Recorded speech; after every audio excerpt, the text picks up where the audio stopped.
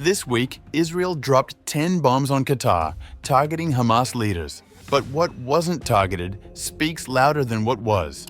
A Mossad warning, a Turkish plan aborted, a host of political miscalculations. Was this strike merely tactical? Or a reckless gamble that shattered fragile negotiations? What really drove Netanyahu's hand?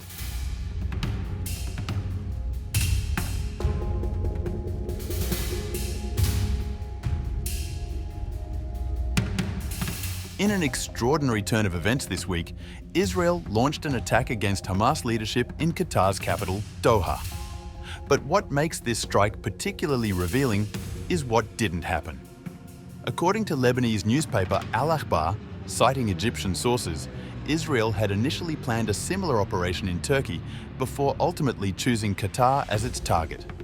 The reasoning behind this strategic shift exposes the complex calculations driving Israeli military decisions. Netanyahu's government chose to act in Qatar out of the belief that the Trump administration could handle the issue with Qatar, unlike with Turkey, because of its NATO membership. The September 9th attack involved 15 Israeli Air Force fighter jets dropping 10 bombs on a building in Doha. The strike killed 6 people, including a Qatari security officer and the son of Khalil al-Hayya, a member of Hamas's 5-member temporary governing committee. Hamas confirmed that its top leadership survived what appears to be the first publicly acknowledged Israeli strike on Qatari territory. Hamas said the strike killed 5 members but failed to assassinate the negotiating delegation. President Trump's reaction was measured but clearly displeased. I'm not thrilled about the whole situation. It's not a good situation. The broader implications of this operation extend far beyond Qatar's borders. Analysis by the Middle East Forum suggests that Hamas leaders now understand that Gaza itself offers no haven, and neither Tehran nor Doha provide adequate shelter. The analysis further suggests that this leaves Turkey as their potential last refuge, where Hamas has long established offices in Istanbul, not only to coordinate with Turkish authorities, but also to launder cash and plan attacks. The question now becomes whether NATO membership truly offers the protection that Hamas leaders and Turkey might believe.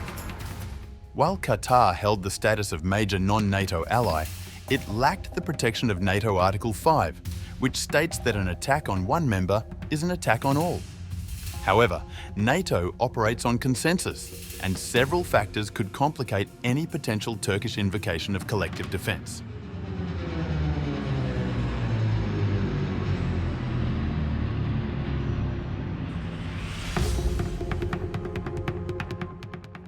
The regional response to Israel's strike has been swift and coordinated. Qatar announced it will host an emergency Arab-Islamic summit next Sunday and Monday to address what its leaders are calling an act of state terrorism. A day before, Qatari Prime Minister Sheikh Mohammed bin Abdul Rahman Al Thani delivered a forceful response, declaring his outrage over the attack. I have no words to express how enraged we are at such an act. This is state terror. We are betrayed. The Prime Minister had confirmed that a collective regional response is being prepared. There is a response that will happen from the region. This response is currently under consultation and discussion with other partners in the region. We are hoping for something meaningful that deters Israel from continuing this bullying. His condemnation of Netanyahu was particularly harsh. I've been rethinking, even about the entire process for the last few weeks, that Netanyahu was just wasting our time. Netanyahu just killed any hope for those hostages.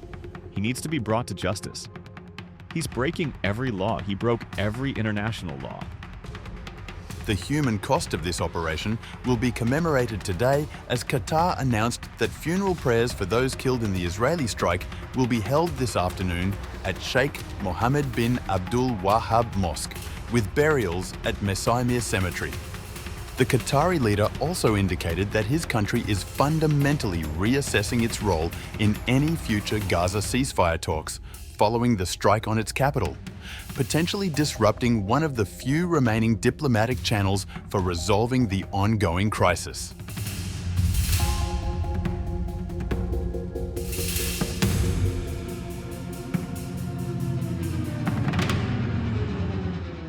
Behind the scenes, questions are emerging about whether Israel's intelligence community fully supported this operation. A former senior Mossad official, identified only as A, suggested to 103 FM radio that the intelligence agency may have objected to the Qatar strike to preserve hostage negotiations. If there was an objection from the Mossad, then it would arise from its duty to be in all the places the official state of Israel cannot be. The Mossad's unique role in maintaining indirect contact with Qatar through established relationships of trust with Arab leaders may have created institutional resistance to jeopardizing these carefully cultivated connections. The former official expressed hope that an internal debate had occurred before the operation. The Mossad is a highly professional operational organization. I would hope that not everyone were yes men when discussions are being held. Speaking about current Mossad director David Barnea, A described him as a fantastic Mossad director with rich operational experience and suspected that during security cabinet discussions, the benefits of the strike were debated.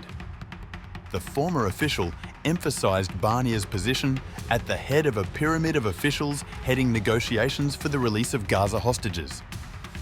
This internal tension highlights a fundamental conflict within Israeli decision-making structures. The Mossad's operational requirements for maintaining covert relationships with hostile or neutral parties can directly conflict with military objectives and political messaging. If Barnea sent out messages of objection, it is to leave an opening for continuation of talks.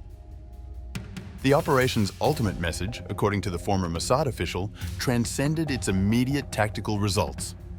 Do not harm Israelis and Jews. We have files on every terrorist wherever they may be. As regional powers prepare for Sunday's emergency summit and Israel continues to pursue Hamas leadership globally, the Qatar strike represents a significant escalation in both tactics and geographic scope, with implications that extend far beyond the immediate casualties and into the future of Middle Eastern diplomacy and regional security arrangements.